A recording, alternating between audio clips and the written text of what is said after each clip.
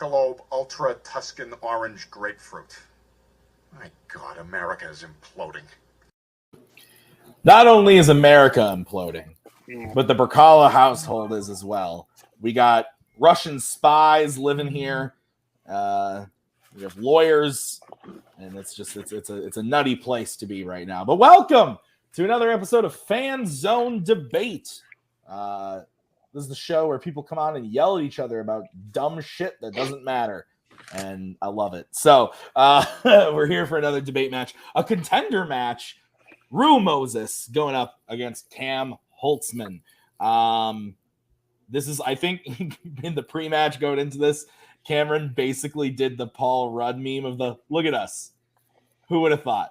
Not me. He basically did that, which, I mean, say what you will, they both got here against a lot of other great competitors, so it's going to be nuts. I'm looking forward to it. Cody's here to judge this one with me. Cody, welcome to the show. And what do you think about Rue versus Cam? One, I think it's really interesting because they didn't know, like, right before this, we changed this to all, like, actual political debates. So they're going to be talking about the world's politics and who's going to run for 2024. This is going to be fun. But, actually, I'm really excited for this because when Rue won – listen, fuck yeah, I'm almost done. Listen, when Rue won and we told him the two that he'd possibly be able to face, he said, "I want Holtzmann. Give me Holtzmann," was the exact words he said. I have watched him debate, and I know I can take it. So, money where your mouth is. Here's your moment. You're able to prove it. So, I'm excited to see that. I maybe put a fire under Cam. Thinks he can beat him easily. Who knows? But I think whoever plays Kirk, this is going to be a great championship match regardless because they're very different than Kirk. Absolutely. So, Brian is also here. Brian, welcome. What do you think about this matchup? I think this is going to be fun. He was talking about whoever plays this is going to play against Kirk. So on that note alone, I kind of wanted Cameron to make it just because he will drive Kirk nuts, and I will love every minute of that. On the other hand, I've played a lot with Rue and stuff, and so I like him. So I kind of want him to win. Either way, see how it goes. Once again, I don't even know what the questions are, which is probably for the best because I can go in unbiased, and we'll see what happens. Absolutely. So we'll start by talking to Rue. Rue, welcome. You wanted Holtzmann. You got Holtzmann. Yes. How do you feel about the match? I'm very excited about this. I did want Holtzmann. I do believe I can beat him, but the man is good. And that's one reason I want to play him, because I want to play the best. I have seen him debate, and as I said before, I believe I can beat the man, but I have to come with it because he knows what he's doing. But I think I know a little bit better. So let's see if I can walk the walk. It's going to be a fun time doing it. All right. So let's also bring in Cameron Holtzmann. Cameron, welcome. At the end of your match, you did not say, "I want Rue, I need Rue," but you did say, "Oh, I'm playing Rue. Let's do this." How do you feel about the matchup? Cody informed me that apparently, I learned this not a minute ago, apparently Rue wanted to face me. He overestimated that I would watch all the way through the end of that match and see all the post-match interviews. Rude. So this is news to me. But no, I'm excited. I think this is going to be fun. I think we got some interesting questions. I'm the crazy person who actually prints out notes here. So we'll see what happens with that. If nothing else, I will either make my junior high debate teacher, who I haven't spoken to in 7 years, proud of me, or I will disappoint him, and he will never know which one it is. That's fair. All right, let's get into it. This is how it's going to work. We have questions based off of categories that the players drafted. We gave them the questions, and they gave us some answers. They're going to debate them before our very souls this evening. So each of them will get a 1-minute opening for each question, followed by a 5-minute freeform where they will debate each other, followed by a 1-minute closing for each player. At the end of the question, Cody, Brian, and I will write on our handy-dandy boards who we think won the point. Best 2 out of 3 votes will win the point, and the first person to 3 points is the winner. If we are tied after the 4 questions, the prep questions, we will move to a bonus speed round question. So we will explain the rules for that should we get there. So, gentlemen, any questions as we get into the match? Nope. No. All right, well then let's do this thing.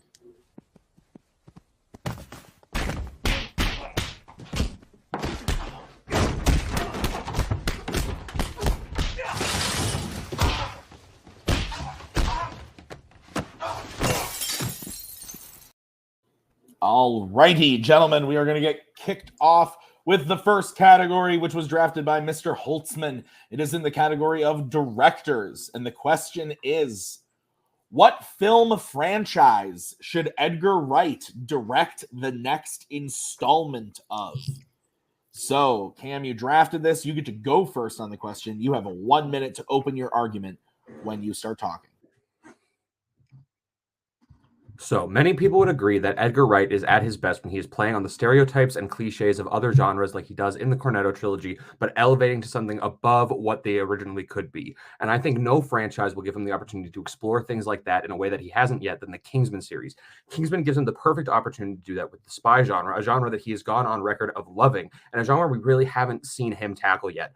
He can take his love for the genre, he can take his love for even the Bond franchise, and he can turn it into a modern, self-referential love letter for both the Bond films of old and the new Bond films without compromising the Bond franchise's tone and style if you were to go with there.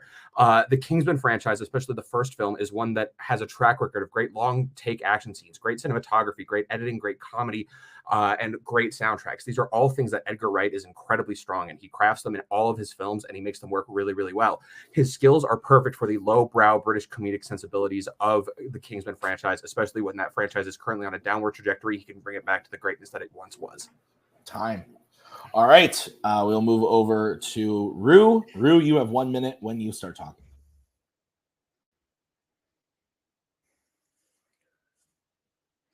The perfect franchise for Wright to take over the next installment of is a mutually beneficial thing for him and the franchise, and that is the Bond franchise. It needs a new direction post-Craig. They can't do Craig again. They can't go back to Brosnan or any of the other 5, 6 other guys they've done before, and he can create a right new tone that would completely reinvigorate the franchise. On top of that, he also loves Bond, so much so that he already has a pitch that he wants to give to the Eon folks. He has a love for old school Bond, as you saw him last night in Soho, so he'll be able to keep OG fans happy.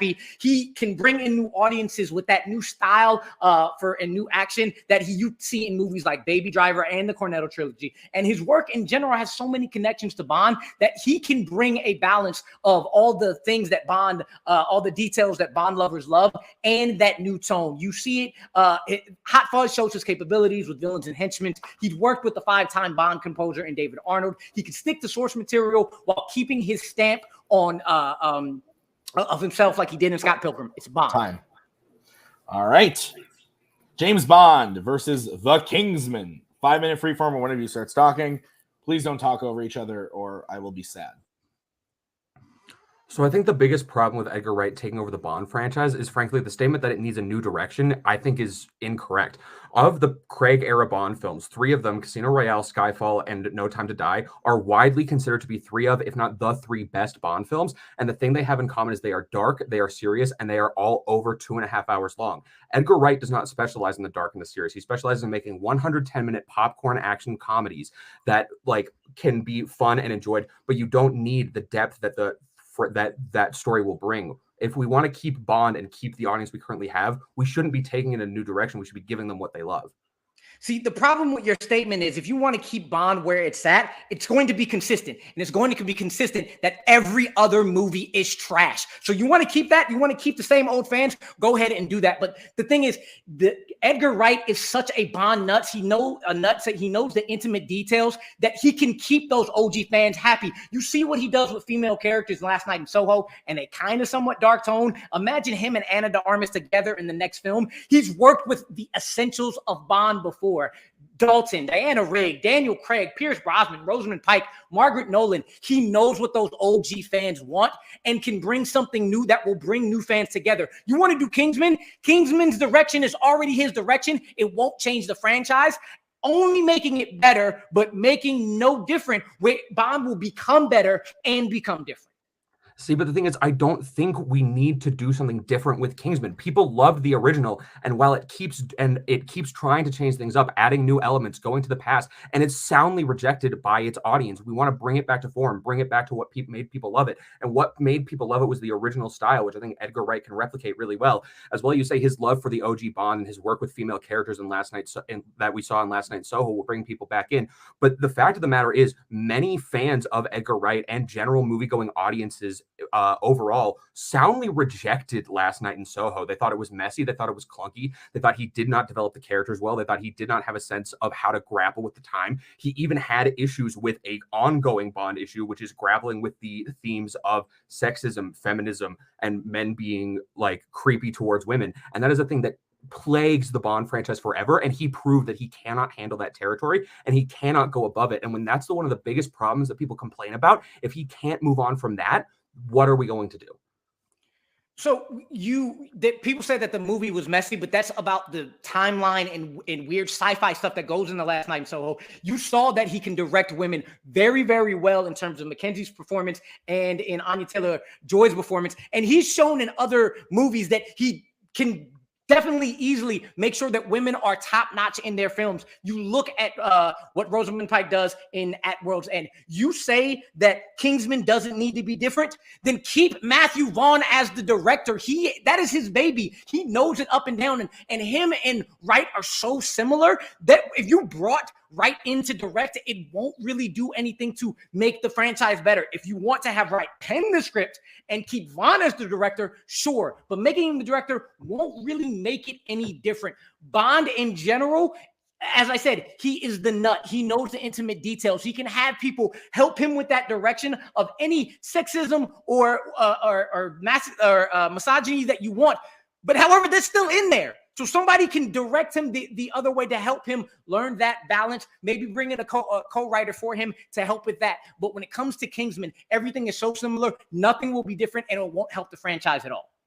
See, but the thing is, you keep saying Edgar Wright has this love for Bond, and I agree, he has this love for Bond. But the problem is, I don't think Edgar Wright's sensibilities, Edgar Wright's abilities, and Edgar Wright's direction and his talent and his writing can be used well within the spectrum of Bond. He cannot do highbrow British. He specializes in lowbrow in the streets. That's what The World's End is. That's what Hot Fuzz is. It's showing the lower people, the lower middle class, the dirtier side of the story. He cannot handle the highbrow British sensibilities. So by bringing him in on that, it just doesn't work. But he can take that love for that, tie his own sensibilities into it with the Kingsman franchise and move forwards. You keep saying that's Matthew Vaughn's baby, but the fact of the matter is, in the last two movies, Matthew Vaughn has been consistently dropping these films, lowering their quality because he's trying to do something different. And even you say he's keeping it the same. That flat out is not the case. As well, going on with Edgar Wright, we have learned with Edgar Wright's failure on Ant-Man, he cannot work with big studios. He cannot work with big franchises because he needs to be given full creative control and full ability to take control of the stories and the films that he's directing. With Bond, especially coming off of No Time to Die and the big stakes, he cannot get away with doing whatever he wants and without the studio's interference. But with Kingsman, he has the freedom and ability to do what he wants, how he wants, and make it incredible. Time. Okay. Rue, you get to close first. You have 1 minute when you start talking.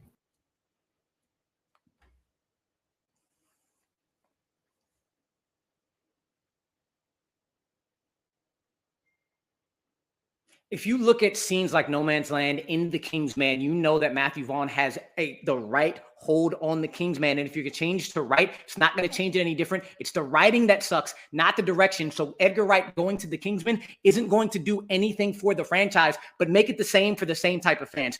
Bond needs to get dirty. Bond needs to get lowbrow. And that knowledge that he has, the people he's worked with, who's worked throughout that franchise, shows that he can actually work with those type of people, and those type of essential people within the franchise want to do something different. He can change his sensibilities in terms of compromising to go into Bond, and the Bond franchise can change their sensibilities to get new audiences in and old audiences as well. Kingsman won't change at all with Edgar Wright, and because it won't change, why would he do that?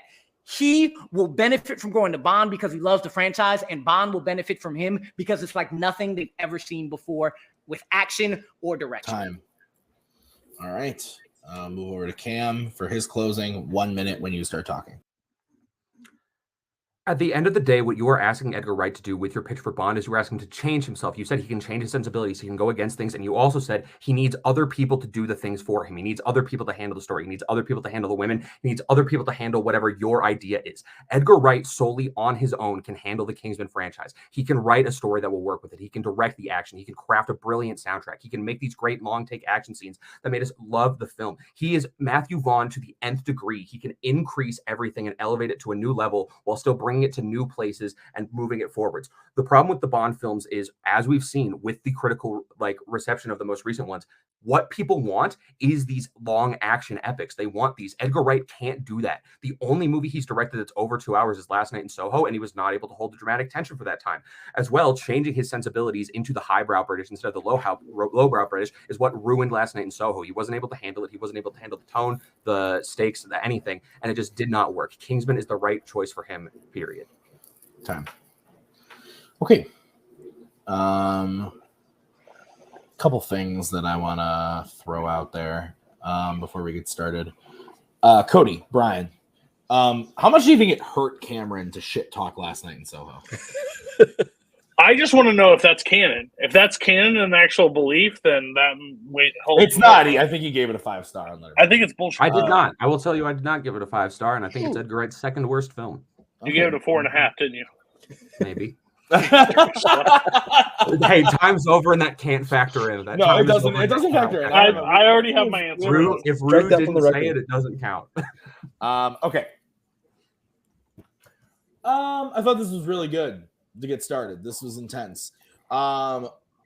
Ultimately, well, I think the biggest thing against Cam was I think he struggled during the freeform to combat Rue's thing of like, how is it going to change? Like, how is Kingsman going to change?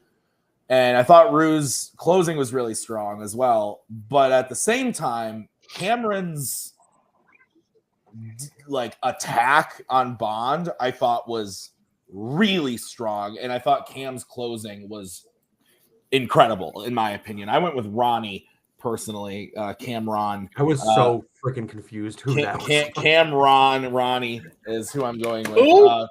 Cameron. Oh my God, what a disaster. So I went with Cameron. I thought that his attacks on Bond and everything were just so spot on. And his attacks to say that like everything that like basically taking Rue's own words and turning them against him, like you're just saying that Edgar Wright's gonna like have other people do things. I thought was a really smart tactic. So I went with Cam. Cody. There's a trend on this show. Most people pick up on it if you watch every show. It's the first question. Me and Tim disagree. Probably 10 out of 10 times. With Amaru, my problem was I think the best opening and closing was Cam. But I think that's because you had planned out to an extent.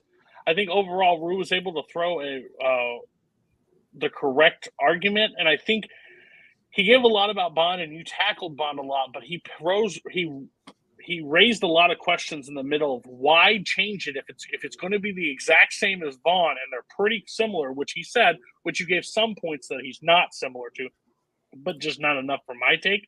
That I think overall Rue was able to attack it and say Kingsman, and he kept saying the writing, directing. That's the separation right there, and then that's where the disconnect happened. I think overall, and I think that's why Rue took it for me. But I think if you would have said some of the stuff you said in your closing in your middle, it would have had a lot more weight for me. All right, Brian, you get to decide this one. I thought Rue was doing a really good job of kind of talking about how his pick was beneficial for both him and the franchise, and mutually beneficial because, they both get to change up things a little bit, show a different side of themselves. Cameron was doing a real good job fighting back, though, on his end, although I ended up voting for Rue. And I think the deciding factor for me was actually two things where I think Cameron shot himself in the foot. One was saying that Edgar Wright can't do over 2 hour, these action films. All three Kingsman movies, well over 2 hours. And then he also said Edgar Wright can't work within studio's system on franchises like we did with Ant-Man. Kingsman owned by Fox, so it'd still be with Disney. Just saying. All right. Neither of those were said by my opponent. You can still fact check. Fact check is allowed. You just say a bunch of BS, it doesn't stand if the movie is over 2 hours. Well, there goes all my right. strategy. Okay. So Rue wins the first point. We are going to move on to the second question, which is in the category of the Wizarding World. This was chosen by Rue. The question is, which Wizarding World movie has the best opening sequence? So we're going to start with Rue on this one. He has 1 minute to open his argument when he starts talking.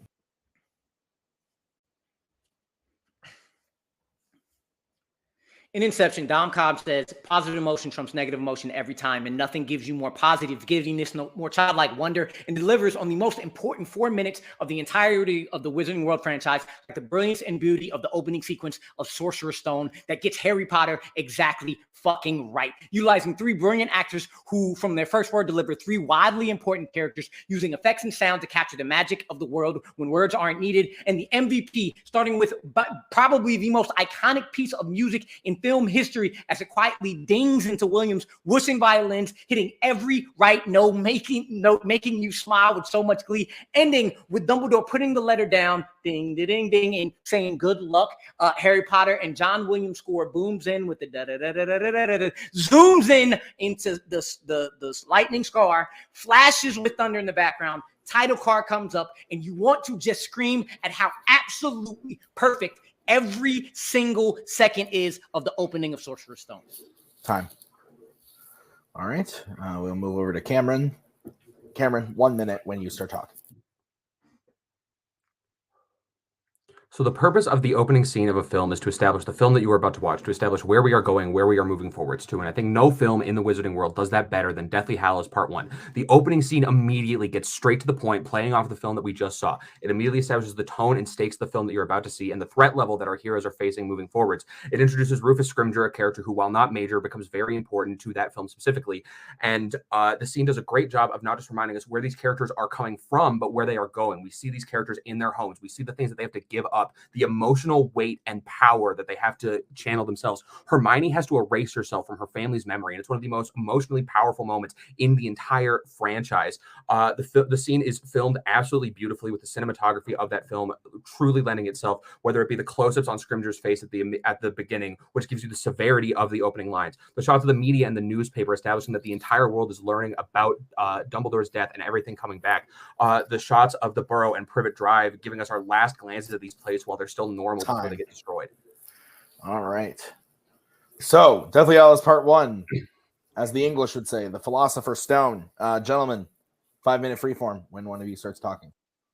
Without a word, Richard Harris comes in carrying the absolute magnificence of Dumbledore, introducing the sternness of Maggie Smith McGonagall by knowing that she would be there. And Robbie Coltrane's first rugged, warm, gravelly voice just makes you scream like it's a hug at how perfect they're all getting. And that brilliance is simultaneously takes a backseat and is enhanced by every click of the Deluminator, the meow and transforming shadow of McGonagall, the rumble in the sky and skid of Sirius's bike as it hits the ground, as John Williams scores dings and whooshes and booms and hits at exactly the right time, establishing the opening of the entire world, while Deathly Hallows only hopes to live in the shadow of that. My scene is perfect and yours has flaws.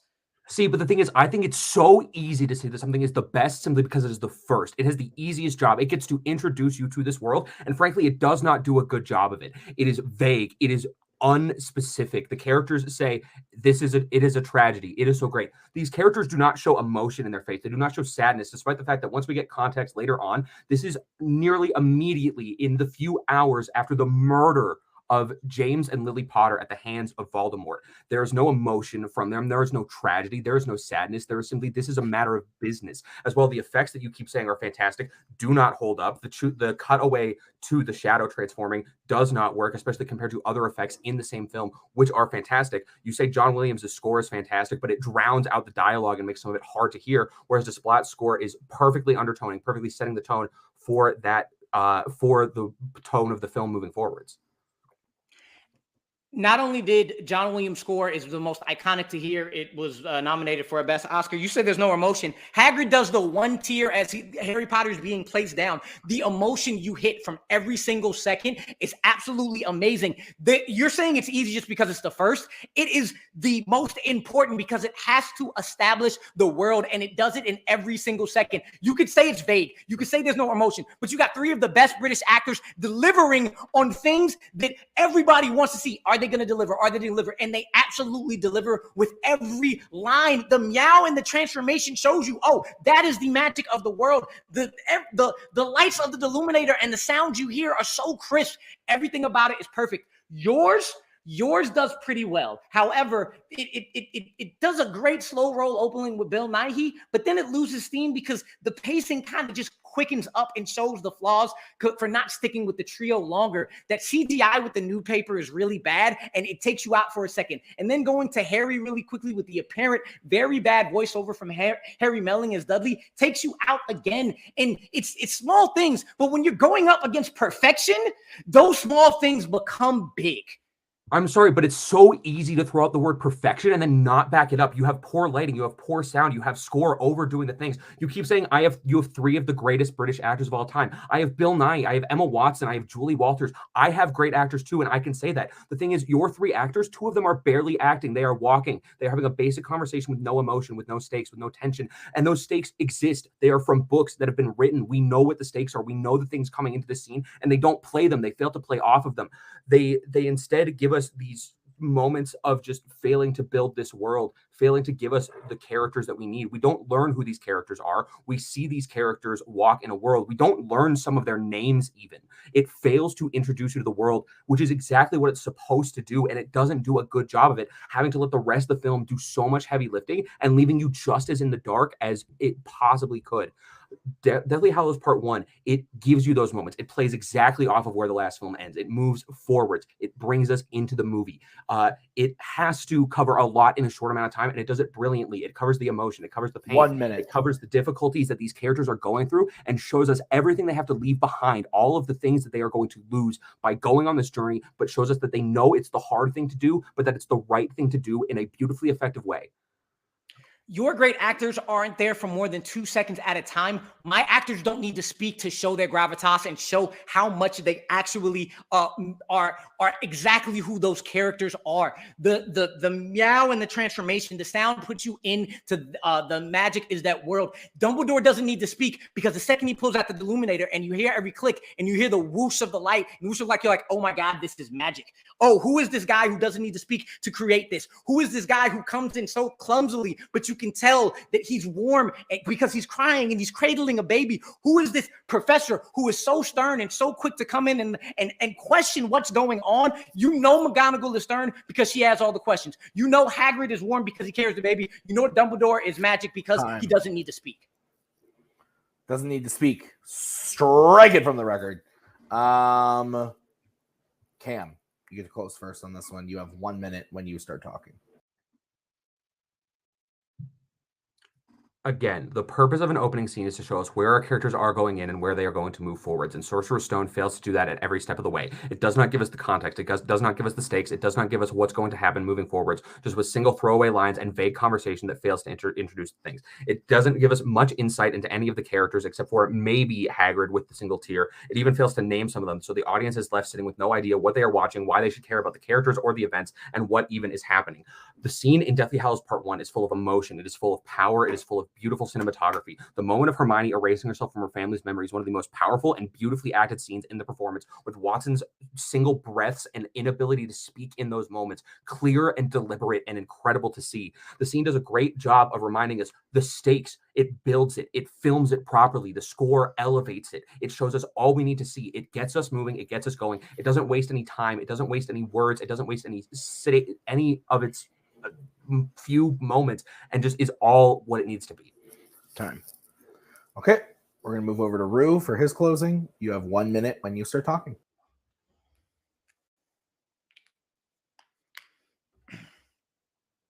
Dumbledore's first words are, "I should have known you would be here, Professor McGonagall." She responds by asking Dumbledore by name whether or not Hagrid is the one to bring, making you think, why is the person the wrong person to bring him in? They are so good at what they do. Richard Harris barely needs words to bring it in there. McGonagall's sternness by the fact that she's questioning everything. Hagrid's warmth by how he handles Harry after skidding to the ground. But on top of all that, Cam says the purpose of opening sequence is to establish the movie. Well, the Sorcerer's Stone establishes the world, the wizarding world, not just the moment. It establishes the magic which all the other movies preside. Sorcerer's Stone, with its sound, with its music, with its acting, with its not talking, with its dialogue, with everything, including the most iconic piece of score in music history, created the magic that allows Deathly Hallows to be believable. And those flaws in Deathly Hallows, bad CGI, bad voiceover, takes you out long enough that those small flaws allows Deathly Hallows just to live in the world of Sorcerer's Stone perfection. All right.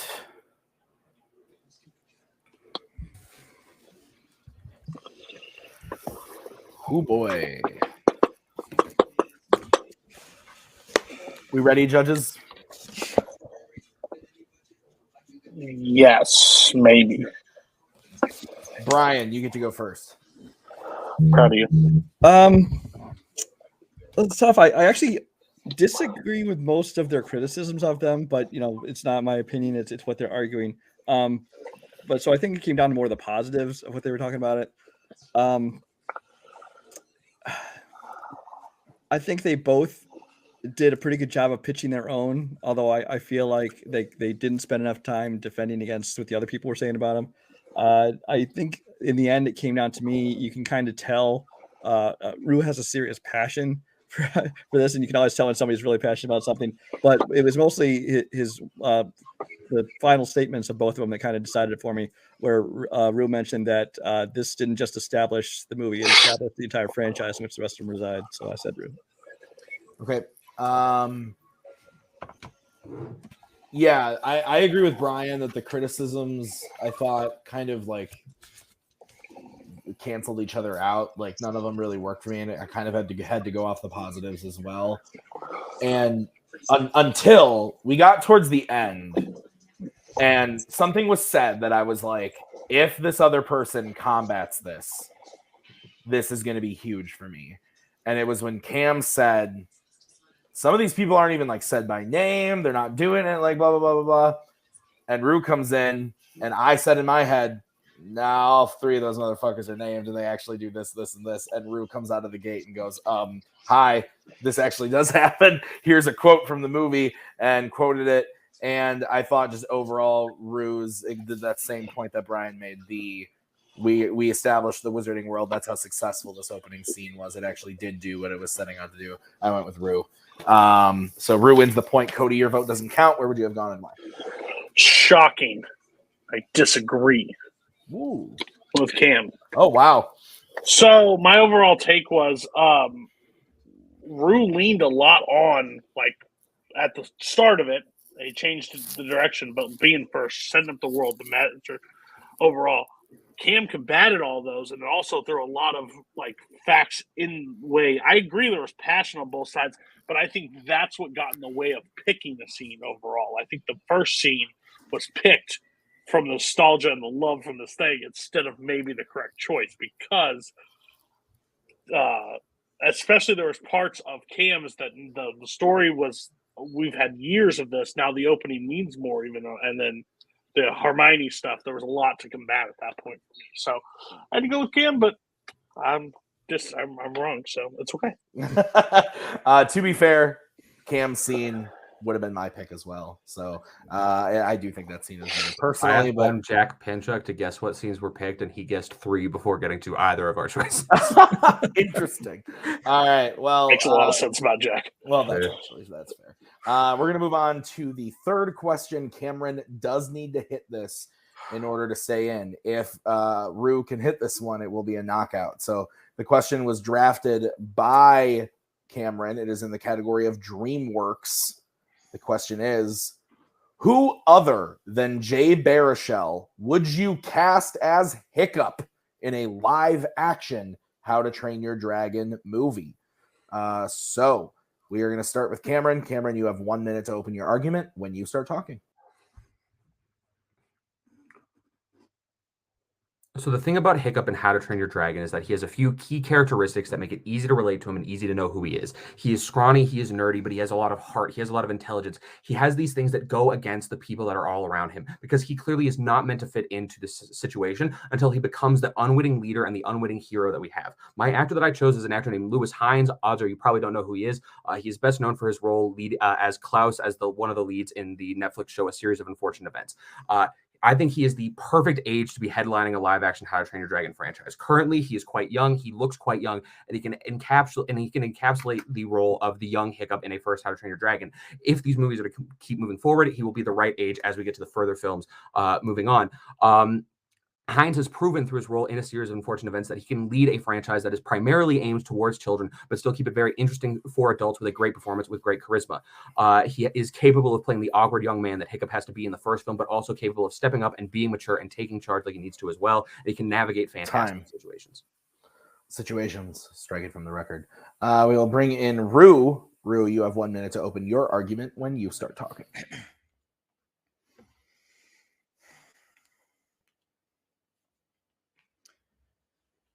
Cam said it. Hiccup is a character that has always been about balancing a dichotomy between doubt and confidence.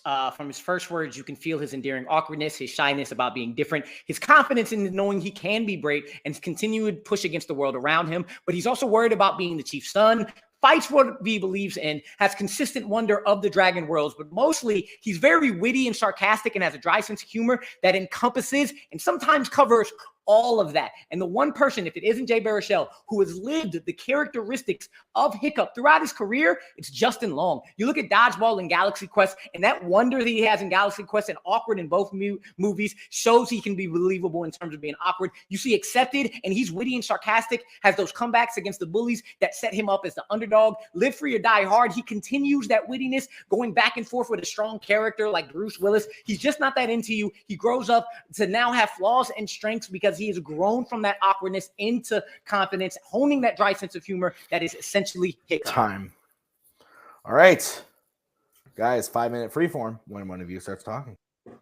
So let's address the elephant in the room. Justin Long is currently 43 years old. He's far too old to play any version of Hiccup that we've seen in the franchise, except for maybe the old Hiccup at the very, very end of the final film. He is a terrible choice, and he is a terrible choice to play that older version of Hiccup. By the time he is old, Hiccup is mature. He is grown. He is a father. We see him caring. We see him loving. We see him being a leader and being responsible. Justin Long at no point in his career has shown us that he can handle a dramatic role, that he can handle the role of being a father, that he can handle these responsibilities. He's always the schlubby, awkward guy, or he's the guy that comes in for 2 minutes and does weird cameo that honestly does not endear you to him like all of his cameos within the View Askew universe. He is not capable of leading a film. He has never been successful in the lead role of a film, whether it be Tusk or even the Alvin and the Chipmunks franchise. He cannot handle taking charge, taking control of a franchise, and you need an actor who has proven that they can. And Lewis Hines led 3 full seasons of a TV show where he played against Neil Patrick Harris in a fantastic, phenomenal performance and all these amazing situations, all this fantasy, and was able to shine and stand out despite that. My reason for picking Justin Long is because if we're going to do a live action How to Train Your Dragon, why in the hell are we going to go back when we have 3 perfect movies to do so? We need the 30-year-old Hiccup. And if we're going to do Lewis Hines, if Hiccup is 30, Lewis Hines looks fucking 15. Long playing 43 can actually look 30. And you're talking about how Hiccup is warm and strong and cares for his family, but he's going to have flaws if we're going to do a new movie. He needs those flaws to be interesting. And if you look at, he's just not that into you. If you look at Live Free or Die Hard, if you look at Going the Distance, you can see a flawed person who has that witty, dry sense of humor, who has all the characteristics of Hiccup that can grow and be strong. He's strong going back and forth against Bruce Willis, but he's awkward in everything he's ever done. Look at Accepted, and you have the balance between what Hiccup is with being dry and being witty, but also knowing he can be stronger and better than everybody else. When it comes to Lewis is just another run-of-the-mill shy teen who's overrun by all the women in his series. Melina, his co-star in Unfortunate Events, is the presence while Lewis is in the background. And if you look at him in The Great, he's barely in The Great. Basically, Hines is a dude you do not know who looks like every other young adult you do not know in Hollywood. See, but I fundamentally disagree. You're punishing Lewis Hines for being in a supporting role in a series, saying that he's not that important or notable in the great. That's because that's the character that he's playing, and he does a great job as that character. He does not fall behind Melina in the show. He does a great job balancing alongside her, the two of them taking the lead, both of them working together, stealing the spotlight from Neil Patrick Harris. And you need an actor who can also work alongside other young talent and has proven himself. You're also taking my words out of context. I did not say Hiccup is 30. I said in the final scene in the last movie he's older, but for a majority of the franchise, Hiccup is in fact, as you said, Lewis Hines looks like exactly 15 years old in the first film. So Lewis Hines looks the perfect age. Your argument of why go back on the 3, because How to Train Your Dragon: The Hidden World perfectly ended the franchise. It gave us the perfect capstone, the perfect ending, and we do not want to disrespect that ending, disrespect all the hard work, the 3 films that came before it, and move forwards. We saw with How to Train Your Dragon: Homecoming, a special that adds on, elevates onto the end of the 3rd film. Fans sorely rejected it. They were not appeased by it. They did not like the way it interacts with, it affects, and it changes the ending of the film, disrespecting it and not liking how it changes the things. We do not need the story that takes place afterwards, and Justin Long cannot play that part nowadays. As well, again, he doesn't have the strength to lead a franchise. He doesn't have the charisma. He doesn't have the age, he doesn't have the ability to work with other actors. You keep saying this snark, this slubbiness. He really doesn't have this snark throughout it, this dry humor. He's very much like not necessarily a coward, but he's very much like hapless, doing whatever he can, but not being great. Like Lewis Hines exemplifies that. He is eccentric, he is young, he is scrawny, but he is intelligent, he is charismatic, and he is most importantly genuine and trustworthy, and you care about him when you see him perform. 1 minute. I researched this, look into the How to Train Your Dragon to check his age. His age is 30 at the end of these films. You want to go back and redo movies we've seen that are kind of perfect instead of making amends for something they screwed up. I'd rather go make amends for that after story and make it better because this story needs that.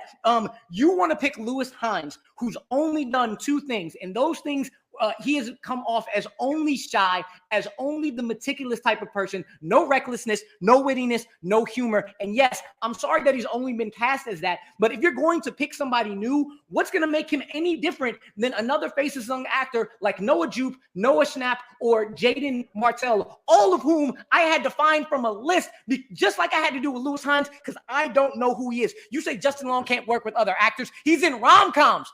Drew Barrymore, the entire cast of He's Just Not That Into You, accepted Bruce Willis, and he murders every single one. Time. All right. Rue, you get to close first. 1 minute when you start talking.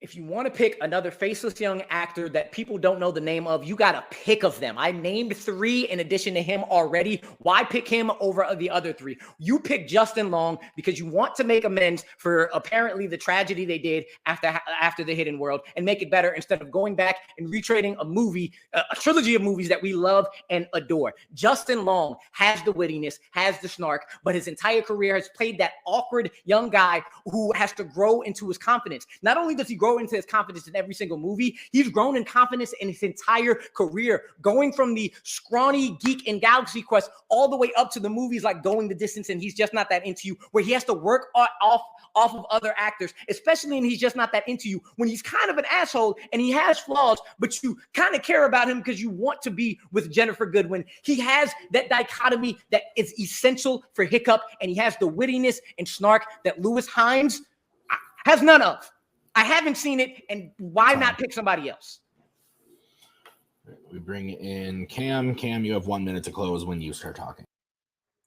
The problem with all the things you're saying for Justin Long is you are only quoting roles that he played 12 or more years ago. Modern day Justin Long has proven that he cannot do these things. He has not grown as an actor. He is constantly failing. He is constantly underperforming. And he is constantly giving performances that are widely disregarded, like those in Tusk.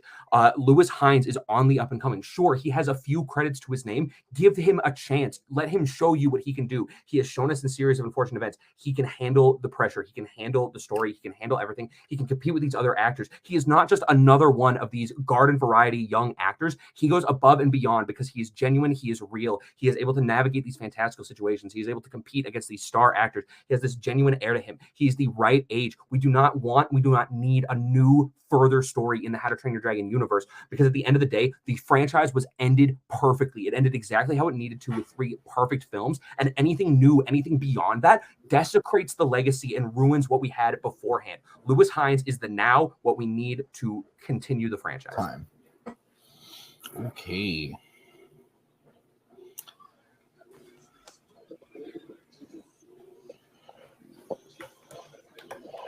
Cody, you get to go first. I'm pretty sure. I want to apologize to everybody I went to high school with, because I'm pretty sure I dumped water on people that had these arguments at lunch tables when I was growing up. This is really weird. There's a lot I want to say about this overall, because I think there's a lot of stuff that I would rebut overall, but they didn't say it, so I'll leave that alone. But I with Cam. I think with Cam painted the picture enough where it doesn't matter. And I know there was a gotcha moment almost when Cam said, well, Justin Long's too old to play the part, use that as the main crutch.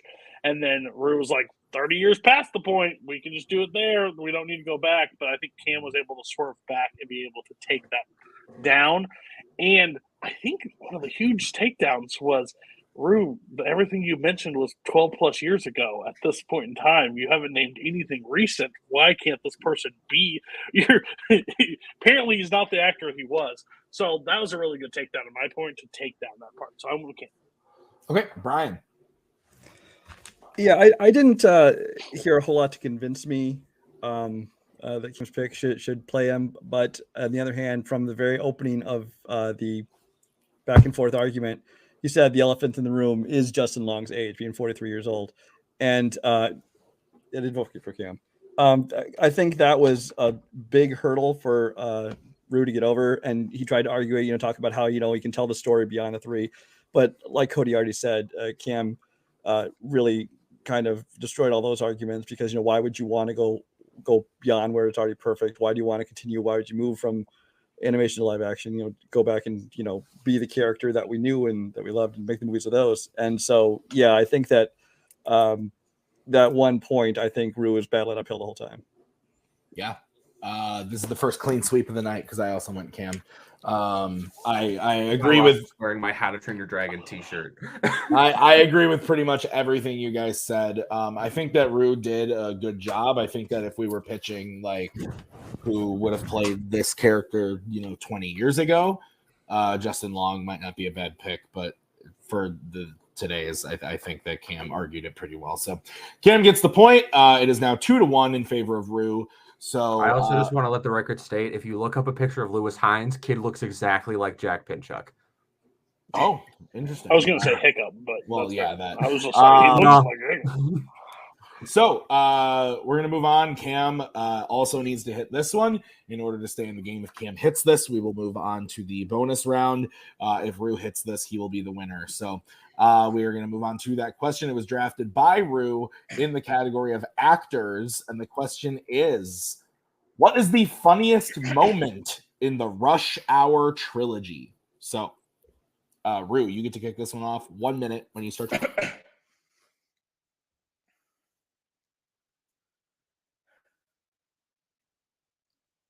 The beauty and comedy of Rush Hour 1 and 2 come from Lee and Carter's culture class that don't play huge for gut-busting moments, but constant one-liners and quick-hitting quotables like, do you understand the words that are coming out of my mouth? Do you want fives with that? Or I'm no punk bitch. While over time, their reliance on stereotypes don't age well, that nostalgia allows fans like me to quote every word from the movie and rely on the memory of how funny it was to keep that comedy going. Except in one scene in Rush Hour 1, where Carter is mad at finding out that Lee can speak English, and Lee reads Carter entirely by saying, it seems as if you like to talk. I like to let people talk who like to talk to find out how full of shit they are. And Carter replies, what the hell did you just say? And that is the funniest moment in the entire trilogy because it's absolutely different than anything else in the trilogy. It doesn't make Lee a caricature. It subverts their roles. We're making Lee a motor mouth who flips the words of others, and Carter has nothing to say. When he eventually does, his response is exactly what you're thinking in your head after Jackie Chan speaks, what makes you go, oh shit, makes it way more funny. It's not as highly quotable as the other ones, so it doesn't get old, and it's funny the first, 5th, or 20th time you see it. All right, we're going to move over to Cam. Cam, you have 1 minute when you start talking. While it can be easy to give a single comedic line reading, it is much harder to maintain comedy over a long period of time. And that's why I chose the scene You and Me from Rush Hour 3. The setup of the scene is that they are in a dojo, and Chris Tucker ends up interacting with a man named You and a man named Me. He gets very confused, and it goes on for about a minute. And the joke constantly ramps up. It constantly gets better and better. His confusion ever grows. He uses his facial expressions. He uses his comedic ability, his ability to ramp up, his ability to elevate a humor and joke, and to the nth degree, building it and then cutting off right before it gets too soon, with Jackie Chan coming in with the physical comedy, literally ripping him away from the scene. While Chris Tucker often goes over the top and too far with his facial expressions and his voice, as can be seen in many films like The Fifth Element and even other scenes in the Rush Hour franchise, in this scene, he's able to rein in. He isn't too annoying. He isn't too crazy. He isn't too anything. Instead, he maintains the comedy over time and builds it. The joke is able to elevate itself above the simple wordplay of the scene and become greater than the sum of its parts. The combination of fast-paced delivery, legitimately great comedic line readings, and Tucker's physical time. Okay. 5-minute freeform when one of you starts talking. Notice that I didn't mention Rush Hour 3 in my opening because the entirety of that movie is just a desperate attempt at throwing some jokes at the wall, and Tucker's delivery is over the top because he sounds desperate and rushed, and his higher pitched voice is just like, hey, remember me? It was the guy you knew who you loved in Rush Hour 2 and it's 2007, and I haven't had anything since. You and Me relies on the exact same cultural stereotypical jokes of 1 and 2, and by the time we get to 3, it's old because it's the same exact beats as every other moment in Rush Hour 3 that lasts at the expense of the clash of Black and Chinese cultures. It hits just the same as Don't You Ever Touch a Black Man, Radio Boy, or Lee saying what's up my N-word, or I'm Michael Jackson and you Toto, you mean Tito, Toto's what we ate last night for dinner. They all rely on the same stereotypical jokes, and in 3 it's more rushed, it's higher pitched, and it is a desperate claim to try to get back to what they were doing in Rush Hour 1 and 2. I'm sorry, but I disagree. You're projecting your hate for the movie onto the scene, and the scene, independent of the events of the film, is really well done. Sure, does it use these stereotypes? Maybe, but so does the entire franchise. It is a comedy franchise about Asians and Black people, directed by Brett Ratner. It's going to have that. Your line has it. It's entirely about the culture shock of this moment of Jackie Chan finally speaking in English for the first time, us getting this twist reveal that apparently he can speak English. And frankly, that's also not the most sensitive way to do things. Also, you picked a single line with a frankly uninteresting and bland line read from Jackie Chan. He is holding everything back. He isn't giving us much. He's just standing there looking at him. There's not much going on. Jackie Chan is usually able to be a great comedic and physical talent, and he's holding all of those skills back, and it's a detriment to the moment. Tucker isn't able to salvage it with his reaction. Even in the question, also, you keep saying like you can quote all these movies, you can quote all these things. The question isn't most quotable, it's funniest. And I think mine, pound for pound, is funnier. You gave 3 funnier and more quotable lines in your opening than the one you picked. Exactly. It's not about most quotable. It's not about most memorable. It's about the funniest. And yours is no funnier than any other moment because it used that stereotype. You're saying mine banks on stereotypes. At what point does it actually use stereotypes? It does not. It actually elevates that and goes layers deep. It allows Lee to flip the roles, to actually use wordplay. Carter says you're full of shit the line before, and he flips that line to make Lee not the Asian who can't speak English. He can actually use his words to make Carter look like an idiot. It actually goes into and shows his biggest character flaws. So at surface level, it's still funny because you're laughing because Carter says the same thing you're saying in your head, and you saying that Jackie Chan doesn't deliver it. He delivers it with the perfect delivery. He has a little smirk on the side of his mouth, and Chris Tucker responds not with the just anything. He's looking and he's like, wait a second, what the hell did you just say? Their delivery is top notch. Yours is old. It's so old. It's actually a joke that already happened in Rush Hour 2, which was more naturally in the plot with the characters, with Jackie Chan on Ricky Tan's boat saying to a goon, oh, there was you murdered a detective earlier. And Carter overhears him, comes down and says, Lee, who died? You. Detective, you? Not you. You. Who? It's the exact same joke with the exact same stereotype, so it can't be any funnier, and it's delivered much worse. See, but the thing is, it absolutely can. You even yourself just now saying what the hell did you just say? That is a better line read than Chris Tucker gives. He doesn't give that hesitation. He doesn't have that moment. He just says it outright and then starts walking away. The line that Jackie Chan says, while it may be well written, funny is not the word I'd use to describe it. It gives us insight into who Chan's character is and how he views Chris Tucker, but I don't think it's funny. It's not a strong comedic line. It just shows us how he'll relate to Tucker in the franchise moving forwards. And then it's immediately undercut by Tucker blowing it off with his, what the hell did you just say? The line read is incredibly quiet. It's hard to hear. You have to go back. You have to repeat it. Again, it's not the most, like you keep saying, it's very quotable. That is not the question. The You and Me 1 minute is able to keep working. Sure, it's a format we've seen maybe in the franchise, and we've seen it in the past. One of the greatest jokes, comedic routines of all time that people ever say exists is the Who's on First thing by Abbott and Costello. And that entire thing is wordplay. Who's on first? Who? Yeah, you. This is an elevation of that, putting it within the world of the franchise, putting it within these scenarios, putting it within a world where these characters can inhabit. It elevates above everything else in the film. It works super well. It's funny. It's well acted. It's well performed. It's well paced. It moves forwards. It advances on itself. It builds on itself, and it knows when to stop. It doesn't have the grace of being a single throwaway line. It has to consistently maintain its comedy, move forwards, move upwards, constantly keeping the balance, and it does so. It has the harder challenge to do it, and it accomplishes it, which I think makes it funnier, and it sustains your comedy for longer. You misheard me. My opening clearly said it's not as quotable as everything else, so it doesn't overplay in your head. Time. Okay. We are going to start with Cam, who gets to close first. Cam, you have 1 minute when you start talking. I never said that you said those lines were funnier. You said those 3 lines, and I said you quoted 3 better lines because you did. They are 3 better lines. But the best one is my scene from the 3rd movie. It elevates above the rest of the film. It elevates above the rest of the franchise. It maintains comedy for a long amount of time. It has great line read. It has great physical comedy. It has a lot of these good moments. This entire franchise plays on these stereotypes. And even what you say in your scene, it doesn't subvert these stereotypes. It plays on the ones that have been building all over. And it just says, hey, this is a stereotype. Congratulations, we did it.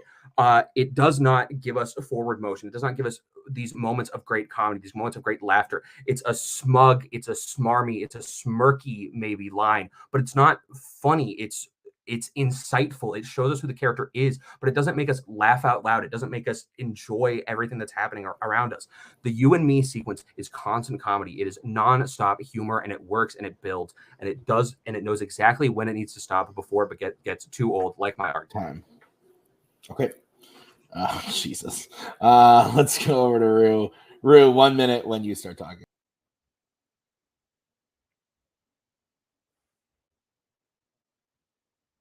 You said the trilogy is nothing but quotable stereotypes and your scene elevates it, but how can it be an elevation if it's an exact copy from a joke that already happened in Rush Hour 2? Mine's is because it's not as quotable, it doesn't get old in your head when you go back and revisit it, and every time you see it, you're like, oh yeah, I remember this, and it was hilarious because what it actually does, instead of laughing at the clash of cultures, it attacks the clash of cultures, because Lee shows Carter that he's assuming he's not able to speak, which is not the same as not speaking. It points out big character flaws in this, in Tucker, that he has to overcome. It actually utilizes both characters.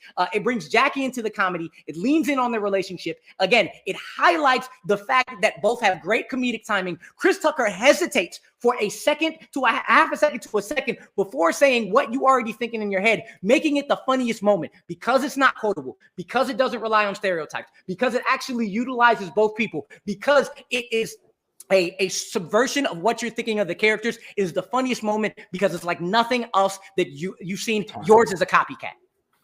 Yours is a copycat. Strike it from the record. Oh my God. Is it clear I haven't seen any of these movies? No. Shut up. Say that after the judging, even though we know after the judging. Even though we know it's true. Yeah. Stricken from the record. Actually, can I dock him points because he hasn't seen anyone? No. Oh, I don't want to go first. I can go first. I already got mine. Oh, are you both ready? And I'm just sitting here yeah. like a dumbass. I write before I came I'm on, not so no one can confident see in my mine writing. if that gives you any comfort. Oh yeah, not really either. But I was tasked to judge this, so I just wrote a name down. All right. Had my dog thinking it. Fuck. Okay. I'll go first. Okay, buddy. I'm proud of you.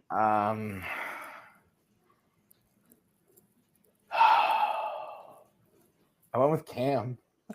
I thought that he.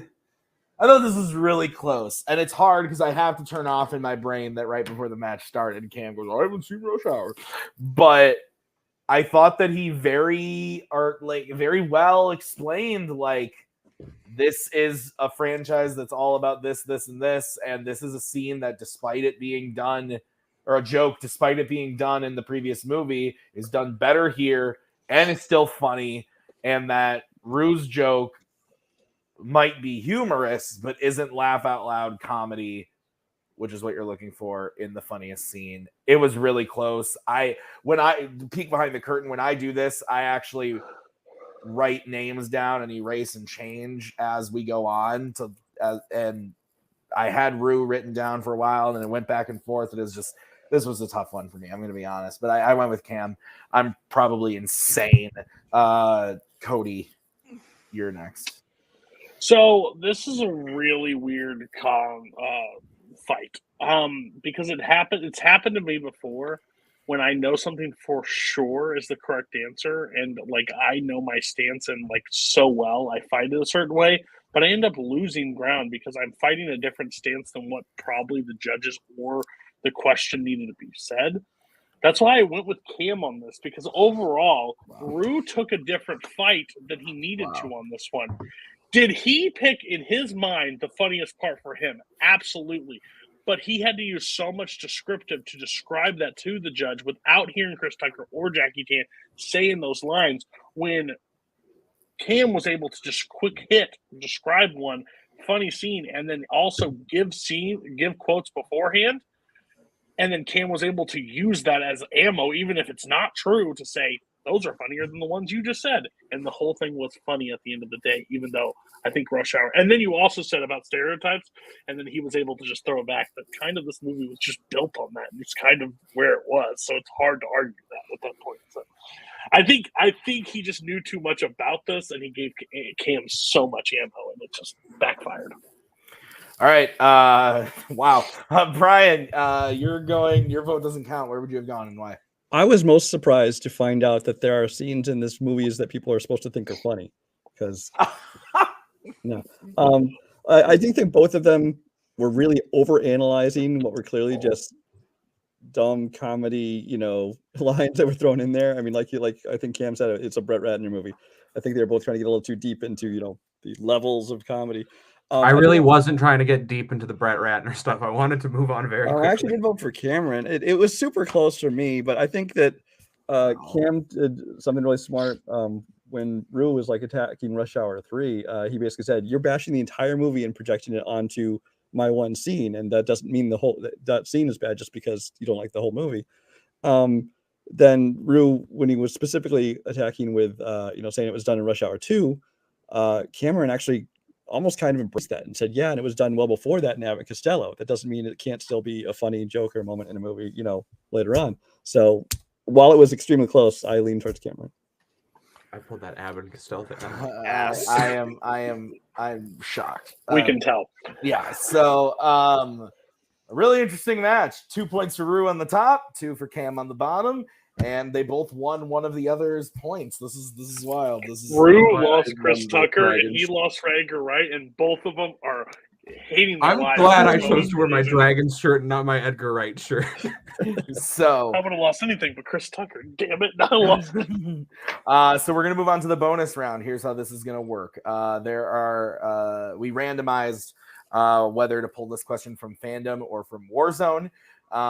We have come up with a question to give you guys. You will have, I will say the question, and then I will repeat the question a second time. Once I have repeated the question, you can then answer. Once you have an answer, say it. Don't wait around. Just say your answer. Whoever says their answer first will be going first. Each player will get 45 seconds and then 30 seconds. You can use your time however you want. You want to bash the other person's choice the whole time and don't say anything about yours, you can do that. You can do what you want. I don't care. It's your time on the floor. So does everybody understand how this is going to work? What do I do? You listen. Okay.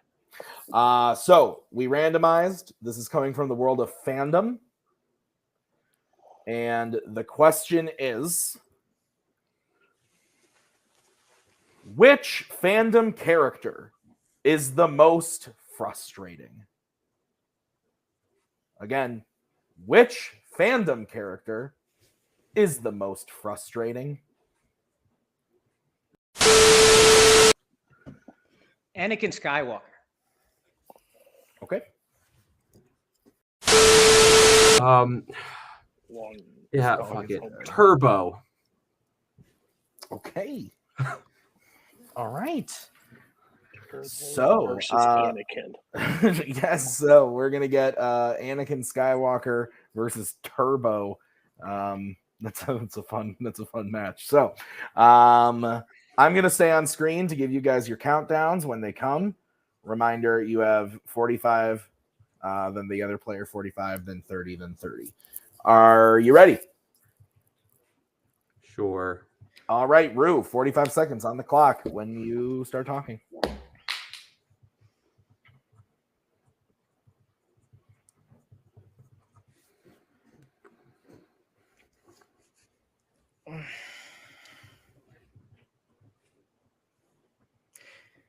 If you're a little kid, we can take the whining, babying, and selfishness, but after 10 years of training, you don't listen to your master. You don't listen to the love of your life. You're easily influenced by somebody you don't know very well to cause more death because you want to stop death, all the while complaining about how coarse sand is and saying, I hate you to the man who basically raised you. Get your baby back, bitch, frustrating ass out of here. You were the chosen one. You were supposed to take all of that for the man who raised you and balance the force. And because you couldn't take heartache, you couldn't take the things that everybody else in life takes, people in this galaxy who have gone through probably worse or the same than you, and you wanted to be a little punk ass about it and become the worst person in the world, get the hell out of here. Man.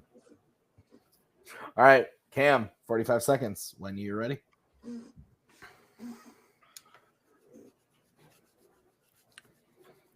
I think the biggest thing that makes Turbo one of the most frustrating characters in all of fandom is that he is a character who defies his circumstances, is given a brilliant, amazing powers, and does not use them for good, and becomes arrogant. He's arrogant before he even gets his powers. Then after he does, he becomes even worse and more frustrating. He surrounds himself with cronies who feed his ego instead of with the people who actually care about him, his family, the people he loves. He idolizes a race car driver who is flat out vindictive, flat out evil, flat out mean. In the final race, when he loses his powers, despite him being the only person who can possibly win the race because everyone else has crashed, he gives up. He chooses not to win, despite the fact that it's his entire destiny, his entire motivation, and he gives up on it. Anakin is a child who is saddled with a chosen one destiny that is not his to have, and he is given a god complex beyond imagine. And if you struggle with that too, absolutely, you make some bad choices. Rue, 30 seconds when you start talking.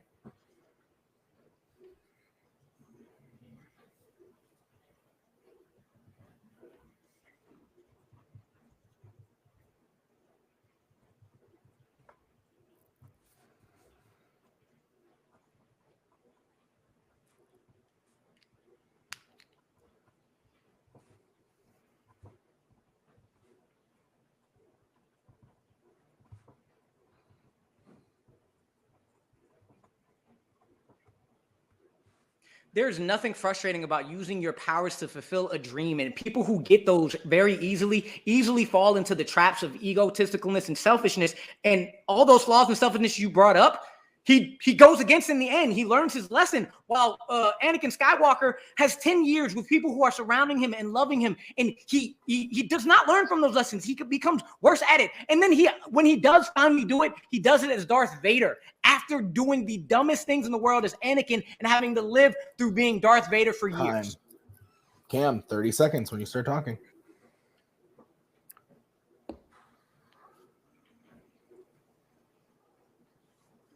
I do not think it is frustrating for Anakin as a character to be influenced by the greatest evils in the universe. That is what they are there to do, and that is what happens. While it may be plot-wise difficult for him to deal with, it is not frustrating for him as a character. His intentions are good, even if his actions are bad. He's constantly striving to do things that are good for him, good for the people that he loves, even if it means doing things that may be bad for others. Turbo has good intentions and then fails to use them. He does not use the people around him. He does not use his powers for good. He gives up on his dreams despite being handed everything on a silver platter and surrounding himself with people who do not care for him, do not love him, and idolizing bad people. Time.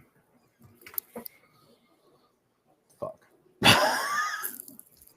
It's a fight and a half. I am getting a report that lightsaber went through Turbo. So Anakin wins. No, I'm just kidding.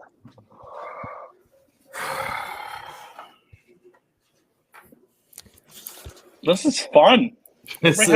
I love this show so much, and I hate this show so much. I was between Turbo and Triss from Divergent. Oh.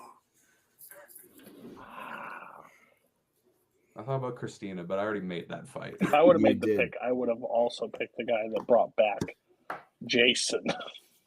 That would have been good. All right. David Cronenberg. Who decided the last one? Brian did, right? Or he, yeah. So Brian goes first on this one. I'm proud of you, Brian. Yeah, this is another tough one because it's like the question was who's the most frustrating, and both of them, I think, when they first started out in the first half of their arguments, like Rue was going off about why the guy's a punk ass bitch, but I didn't get frustrating from that part, and Cameron's argument about the family, the people who love him versus the people he surrounds himself with. I didn't, just my definition of frustrating that didn't quite go in the same direction in my mind as they went. But they both in the second half of the argument, I think they picked up and kind of found the groove. Again, this one was kind of a toss up, but I ended up going with Rue. Okay. I get to go next. You do.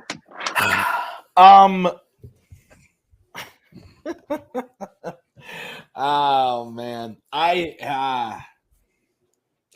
This is another one of those scenarios where there is a right answer on paper out of the two options that were given, and the person who picked the weird off-kilter one did really well and shocked me.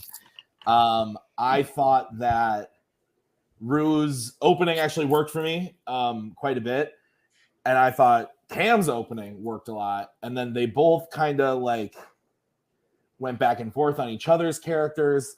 I think the thing that sealed the deal for me was the point that because we are frustrated by the how do I say this? The point that was made was like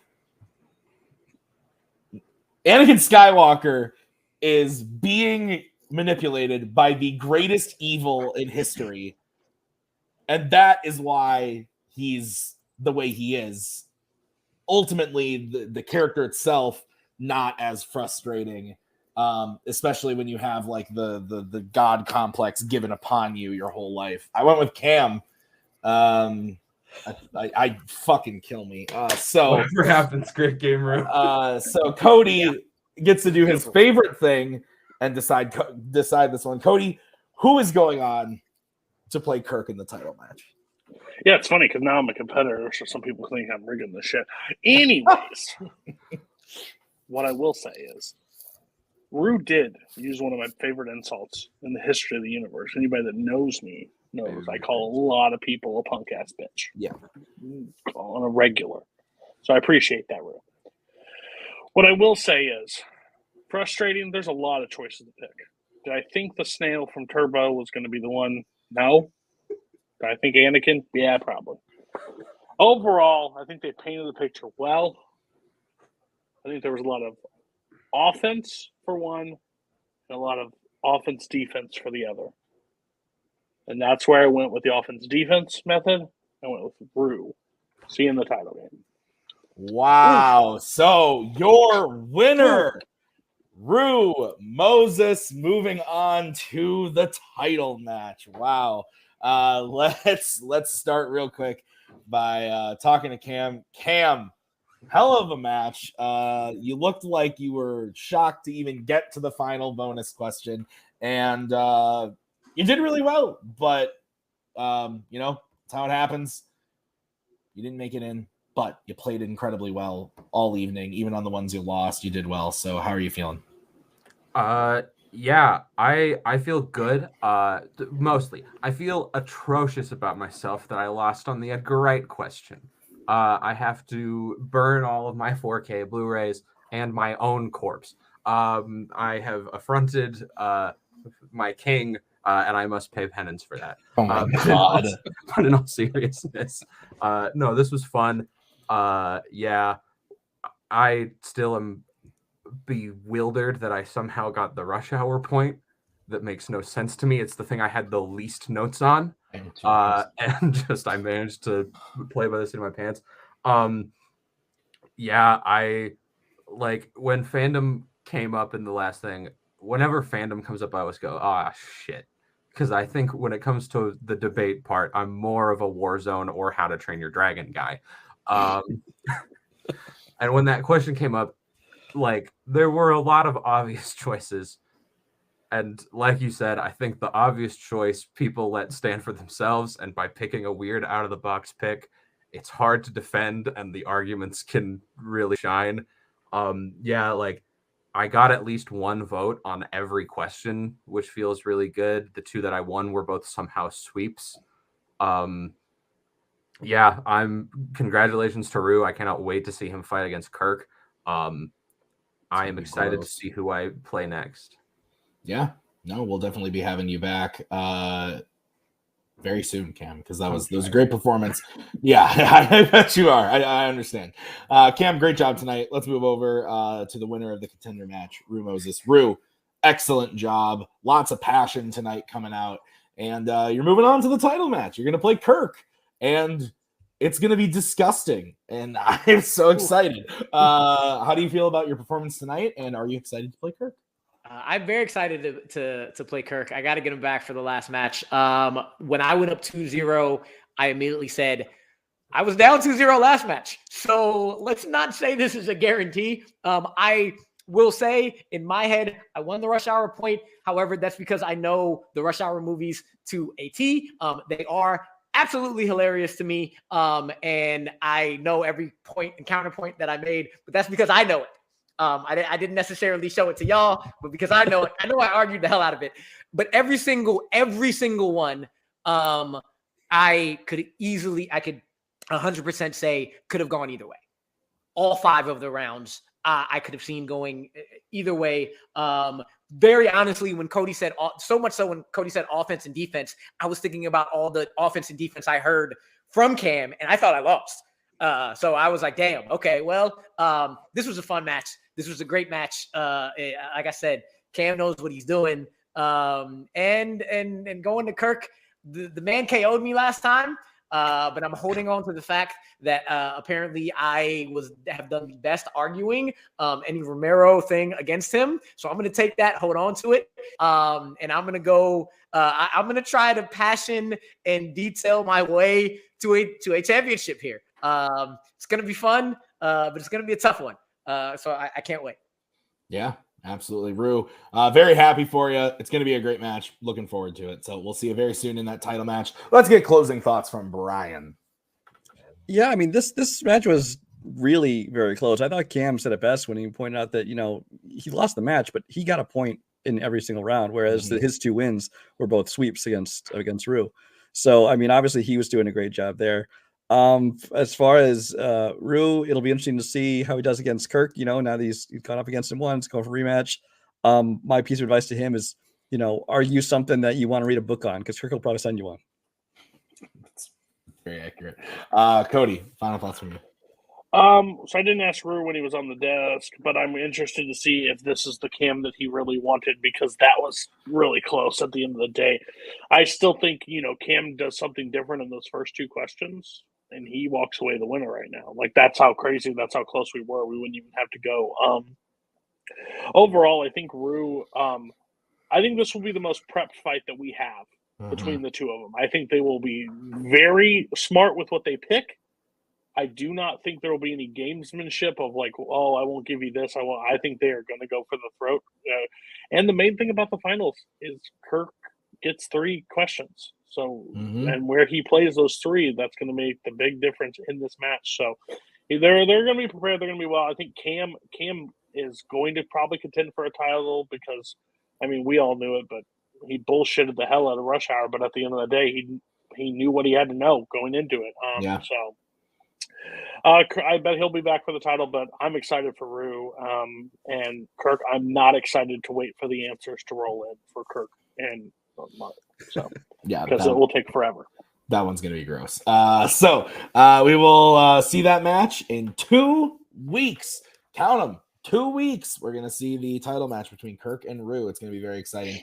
And then after that, we got some upcoming matches. We got some Andrew Barr versus Richard Schwartz going on. And we got RJ making a return against another returning player, Caleb Boatman. So that'll be a couple of matches coming up post this title match. So lots of cool stuff coming. Thank you guys so much for watching. We'll see you with the title match in a couple of weeks. Until then, thank you. We'll see you next time.